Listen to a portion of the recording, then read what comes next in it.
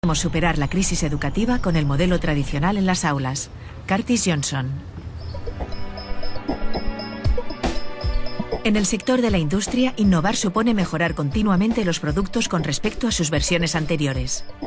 En este proceso gradual, a veces surge una innovación radical que rompe con el paradigma anterior. Se trata de una innovación disruptiva, algo que obliga a la industria a cambiar sus esquemas y a adaptarse para no morir. Curtis Johnson, consultor educativo, le explica a Punset que la educación está viviendo un proceso de innovación disruptiva que, con apoyo de las plataformas digitales, revolucionará la manera de aprender en las aulas.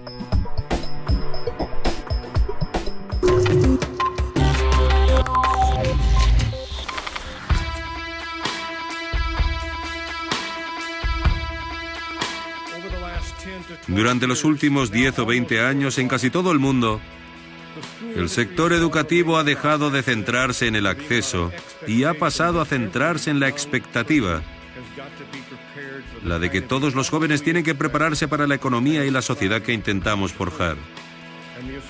Mi hipótesis es que no podremos lograrlo. No podremos superar ese desafío con el modelo tradicional en las aulas. Es logísticamente imposible y financieramente insostenible. La buena noticia es que la plataforma tecnológica de la que disponemos hoy en día sí nos permite hacerlo, y además de formas inconcebibles en el pasado. Cart, me gustaría que los telespectadores entendieran lo que significa innovación disruptiva. La idea más arraigada es que la innovación es cualquier cosa menos disruptiva. Pero ahora llegas tú y nos dices que si queremos hacer algo nuevo, algo útil en el ámbito de la educación, debemos optar por la innovación disruptiva. Sí, es sorprendente y fundamental.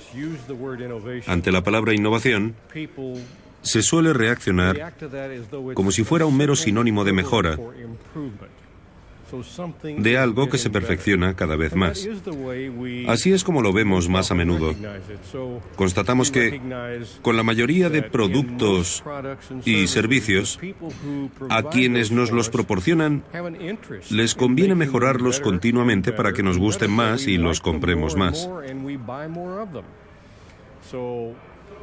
Podemos pensar aquí en los productos. Durante mucho tiempo, las cámaras fotográficas no pararon de mejorar. Cada vez eran más interesantes, tenían más capacidad. Las películas fotográficas eran de grano más fino, más coloridas y con más resolución. Si esperabas un año o dos, podías comprarte una cámara nueva que superaba con creces la anterior. Sin embargo, en algún momento, cuando la ciencia encontró la manera de sustituir los carretes por la imagen digital, de repente, todos los que invertían en mejorar cámaras analógicas, que era una forma de innovación continua, y que iban mejorando. Sí. Bueno, pues de repente se vieron trastocados por las cámaras digitales. Que eran muy malas al comienzo. Hasta el punto de que es muy difícil encontrar un sitio para comprar carretes en la actualidad. Este es un ejemplo de innovación disruptiva. Se podría decir que lo mismo que pasó con las cámaras analógicas sucedió con la música. Me refiero a que la industria musical, como la entendíamos tradicionalmente, trabajaba para que los soportes, los medios en los que se ofrecía la música, mejoraran todo el rato. El disco compacto era infinitamente mejor que los antiguos discos en vinilo. Es cierto, ya. Pero luego Apple, imagino, y otras empresas comprendieron que incluso si el sonido no era tan perfecto como el de un magnífico CD, la modularidad de poder comprar una canción por $1, sumada a la portabilidad de poder tenerla en varios soportes cómodos y fáciles de transportar, era algo que podía arrasar con todas esas décadas de innovación continua, de mejora incremental continua. Fantástico. Y eso puso patas arriba toda la industria musical. La tesis de nuestro libro es que deberíamos mantenernos atentos porque lo mismo está sucediendo en la industria educativa. Lo primero con lo que nos encontramos, por supuesto, es que la gente no está acostumbrada a pensar que las escuelas formen parte de una industria o sector. Como mucho creen que son simplemente otro servicio público básico.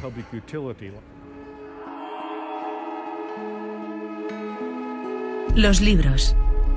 Algunos estuvieron malditos, otros ocultaron secretos o sirvieron para difundir conspiraciones y promover desde sus páginas ideas y revoluciones. O sencillamente nos hicieron disfrutar de un buen rato. Estamos tan habituados a ellos que no nos damos cuenta de que la invención de la imprenta y el libro fue tal vez la innovación disruptiva más importante de la historia de la humanidad. La imprenta rompió con el monopolio del conocimiento, que estaba en manos de unos pocos, generalizando el uso de la lengua escrita y la lectura gracias a un sistema de copia barato y rápido, que aún sigue evolucionando. El hombre es capaz de modificar su entorno introduciendo innovaciones artificiales, que transforman nuestra forma de interactuar con los demás. El motor de vapor, por ejemplo, trajo consigo la revolución industrial. La aeronáutica rompió los límites de nuestra capacidad física. El telégrafo, el teléfono o Internet han cambiado nuestra forma de comunicarnos e interactuar con un grupo social mucho más extenso del que nos es habitual. El surgimiento de estas grandes innovaciones disruptivas dan forma a nuestra economía, política, cultura y educación. Especialmente en este último sector comienza ahora a sentirse con fuerza la disrupción innovadora de las nuevas tecnologías. Los modelos anteriores pervivirán, al menos por un tiempo, pero el futuro es siempre inesperado y el cambio algo imparable. Cuando presento todos los ejemplos de innovación disruptiva, mis interlocutores me escuchan atentamente y luego casi siempre me dicen, o si no lo dicen, lo piensan: muy bien, pero ¿qué tiene que ver esto con la escuela? Entiendo lo que dices sobre la innovación disruptiva en la industria, pero ¿cómo se relaciona con el ámbito educativo? La escuela es distinta. Aunque me fuerces a pensar en la educación como una industria, los colegios son otra cosa. Mi respuesta es que claro que lo son. El sector educativo depende de los entresijos políticos más que cualquier otra empresa o cualquier otra industria, sin duda. Las escuelas tienen mucha presión para conseguir recursos para funcionar. Pero ese no es el quid de la cuestión. Lo más importante es que el modelo vigente en el sector educativo está casi completamente desvinculado de la realidad del siglo XXI.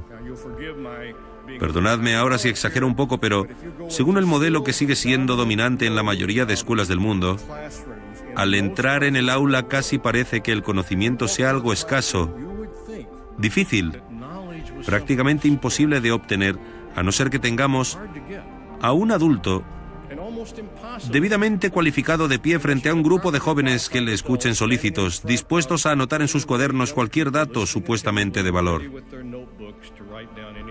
Pero los alumnos saben que no es así. El conocimiento es ubicuo.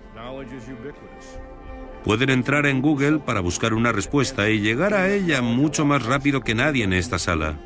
Hasta un muchacho de 9 o 10 años puede hacerlo. Es cierto que tal vez no tengan el criterio para saber cuáles son las cosas que merece la pena buscar, ni la sabiduría para valorar lo que encuentran, pero es evidente que pueden acceder al conocimiento. No tenemos que dárselo.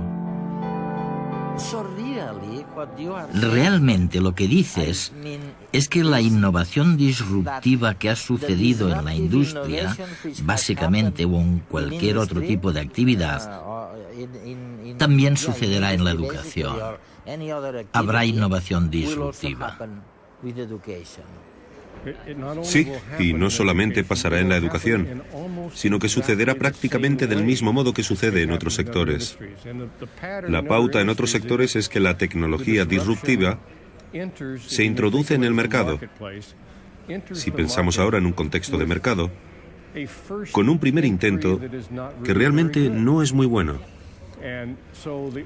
De modo que las únicas personas a las que les interesa al principio son los que no han podido permitirse el producto mayoritario. No han podido acceder a él o lo han encontrado poco práctico en algún sentido. Por tanto, si pensamos ahora en las escuelas, los que viven lejos de un centro educativo, o los que están siendo escolarizados en casa, o los que se han quedado atrás y necesitan ponerse al día, pero no tienen una manera convencional de hacerlo, son los que conforman el mercado inicial, formado por personas que no tienen demasiadas opciones. Así que incluso si los primeros productos ¿Son peores? de la plataforma tecnológica no son muy buenos, se lanzarán a probarlos porque son mejores que nada. Es como los que compraron los primeros televisores que funcionaban con transistores. En realidad no eran muy buenos aparatos, pero para quienes no se podían permitir los enormes sistemas de televisión para el salón que ocupaban un mueble entero, era mejor el sistema nuevo que no tener televisor en absoluto. Así que estuvieron muy satisfechos, y esa tecnología disruptiva empezó a consolidarse en el mercado.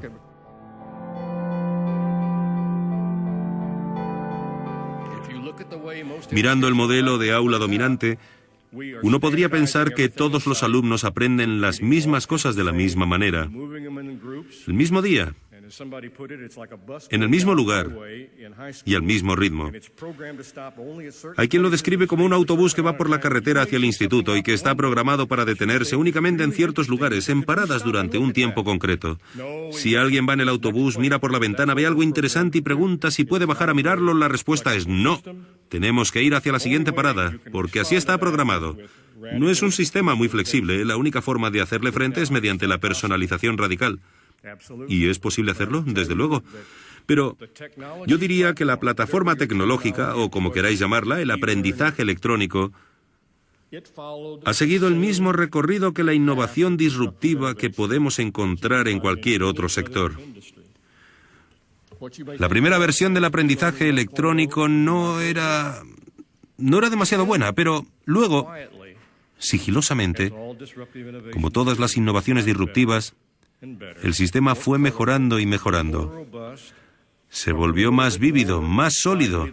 Empezó a cubrir más asignaturas. ¿Y qué ha sucedido ahora? En los últimos 2 o 3 años, llegados a este punto, puede que peque de romántico o idealista, yo diría que acabamos de entrar en la fase 3.0 del aprendizaje electrónico.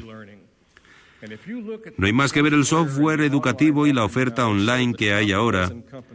Las 12 empresas principales de este campo compiten mucho entre sí y crecen a tasas del 30 al 40% por año.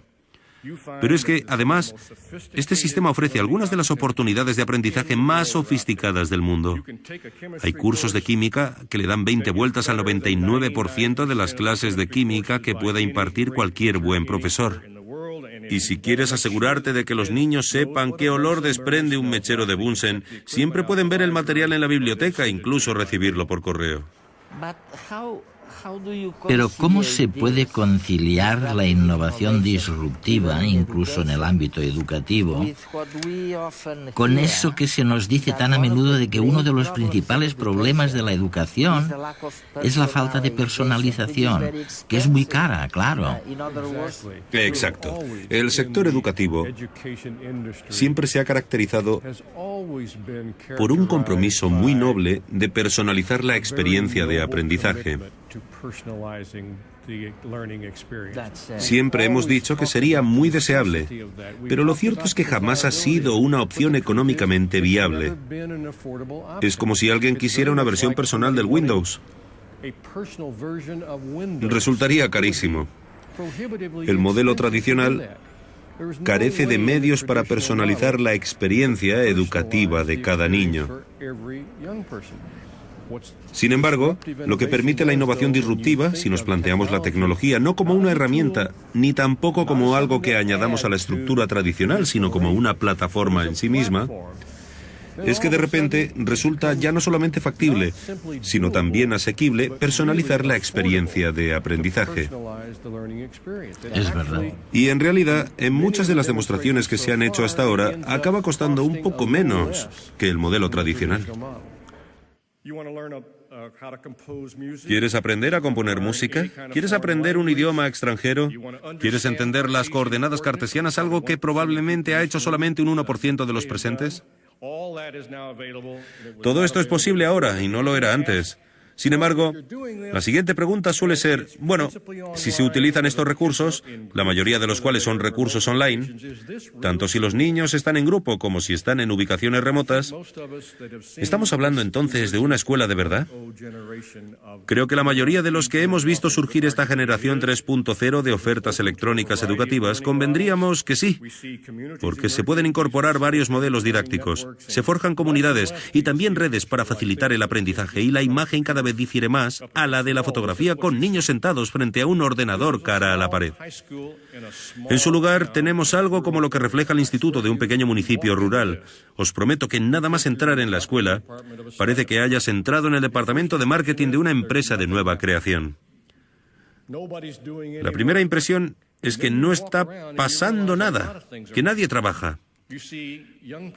Pero luego te das una vuelta y te percatas de que suceden un montón de cosas. Los alumnos trabajan en grupos, los profesores van de un lado a otro solucionando problemas, respondiendo dudas, dando consejos y animando a los chicos, algunos de los cuales preparan presentaciones orales, otros resuelven problemas. Hay chicos mayores que ayudan a los más pequeños, otros corren a hacer algo que es mejor hacer en grupo. Se trata de una escuela de verdad, y es el tipo de escuela que está surgiendo.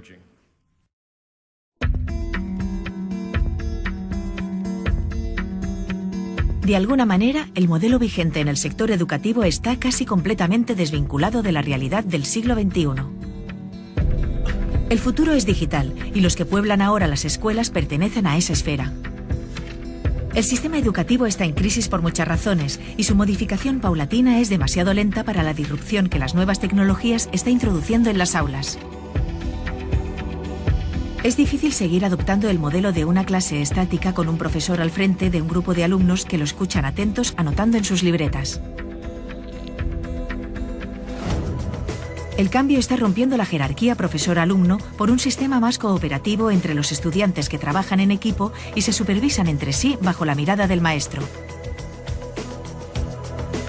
Las nuevas tecnologías nos están desvinculando progresivamente de la escuela como centro de conocimiento, por un sistema más abierto, el de Internet, en el que una información muy dispar es accesible desde cualquier punto del planeta.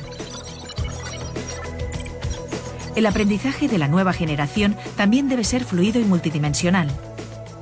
El uso de las nuevas tecnologías ha acostumbrado a los alumnos a mezclar conocimientos y no responden bien a nuestra manera lineal de presentarles las cosas.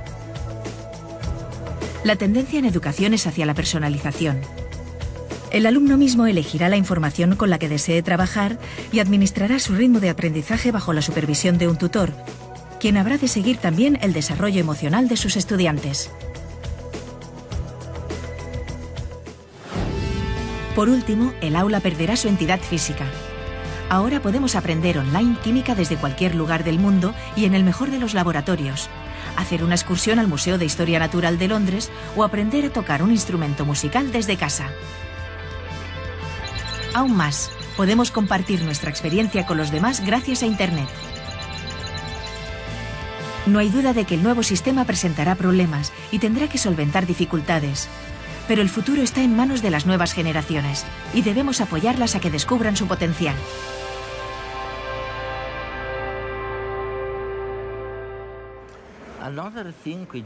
Otra cosa que se dice constantemente es que el sistema educativo actual no les brinda a los estudiantes las nuevas competencias y habilidades que son necesarias para conseguir un trabajo en el mundo de hoy.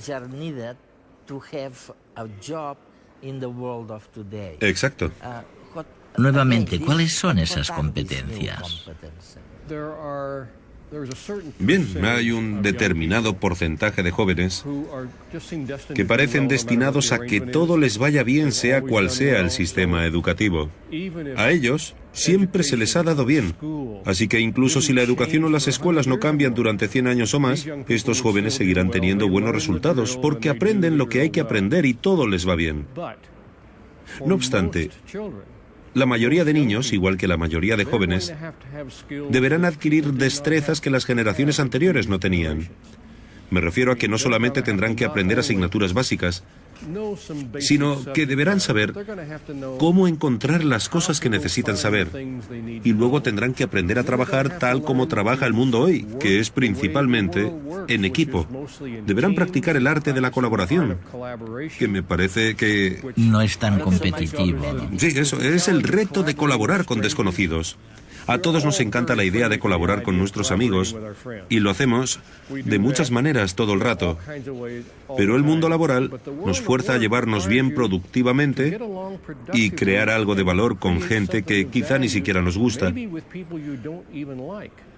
lo cual requiere un tipo completamente distinto de educación. Muchos opinan que la plataforma online comporta anonimato, distancia, soledad, alienación, disfunción social, exclusión. Sí, pero resulta que no es así.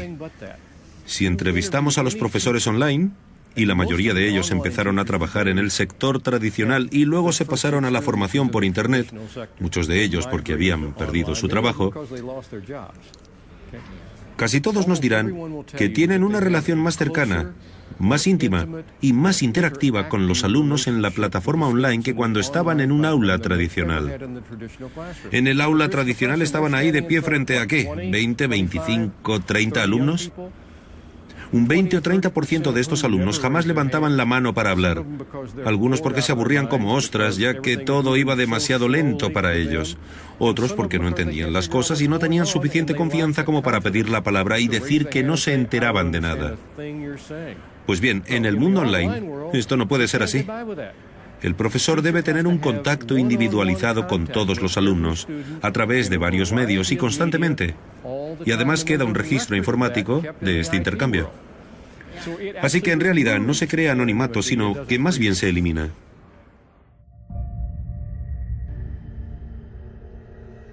El 28,4% de los jóvenes españoles abandonan sin finalizar la enseñanza secundaria. Una cifra que ha mejorado en 3 puntos en el último año, pero que aún es el doble de la europea. ¿Qué está ocurriendo? Curtis Johnson menciona que una de las posibles causas del elevado abandono escolar de los últimos años es la burbuja inmobiliaria. ¿Para qué estudiar si era más fácil hacer dinero en el sector de la construcción, donde la oferta de trabajo era alta? Sin embargo, algo se quebró profundamente en 2008, cuando se inició la crisis en la que vivimos ahora. El Dow Jones de la Bolsa de Nueva York ha sufrido la mayor caída en puntos de su historia. La burbuja explotó y la tasa de desempleo juvenil española alcanzaba en el primer trimestre de 2011 un 43,6%. Toda una generación perdida con pocas posibilidades de labrarse un futuro en España, o incluso fuera de España, porque nuestro nivel de idioma sigue siendo una barrera.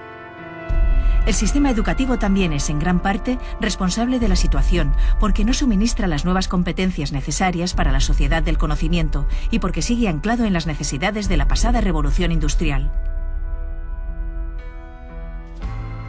La sociedad actual no puede permitirse este nivel de deserción escolar. Es importante incentivar a nuestros jóvenes a que estudien, ya que se calcula que el 50% del abandono se debe a que los estudiantes no se sienten motivados. Sencillamente, se aburren en clase. El problema al que se enfrenta la educación no solo en España, sino en todo el mundo, es cómo recuperar a ese colectivo de jóvenes. Para ello, tendremos que adaptar la enseñanza al ritmo y forma de vida que comprenden los jóvenes de hoy. La introducción del aprendizaje emocional en el sistema educativo constituye un instrumento imprescindible para consolidar ese objetivo. El modelo tradicional no puede seguir funcionando así mucho tiempo, si bien el nuevo sistema aún está por definir. No sabemos cómo será, pero sí que hablará la lengua de la nueva generación digital y encontrará apoyo en el desarrollo de las nuevas tecnologías.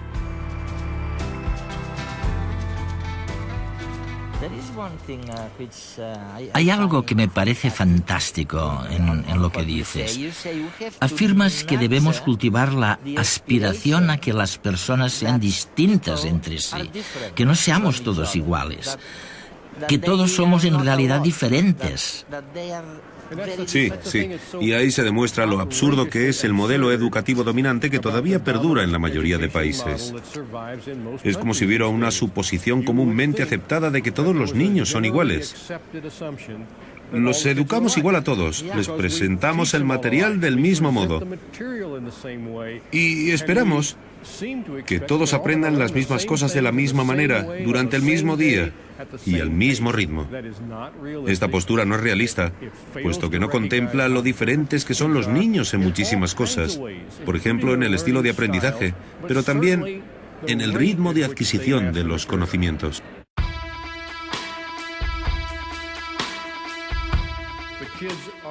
Los niños ya están aprendiendo lo que consideran relevante mediante la plataforma tecnológica en la que viven y respiran. Tenemos dos opciones: o negarlo y oponernos a ello, o aceptar la innovación. Y la razón por la que es importante hacerlo, para volver a lo que dije al principio, es que ninguna nación, ningún país, ningún lugar del mundo puede permitirse el lujo de perder a la mitad de los niños en el sistema. Y la única manera de no perderlos es aceptar la innovación. La plataforma tecnológica nos permite rediseñar la educación de formas inconcebibles en el pasado. Curtis Johnson.